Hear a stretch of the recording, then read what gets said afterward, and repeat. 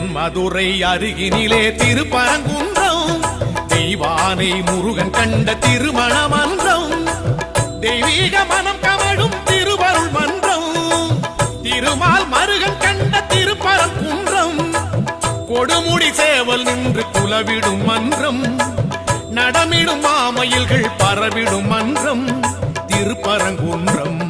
தென்மதுரை அருகினிலே திருப்பரங்குன்றம், தெய்வானை முருகன் கண்ட திருமண மன்றம்.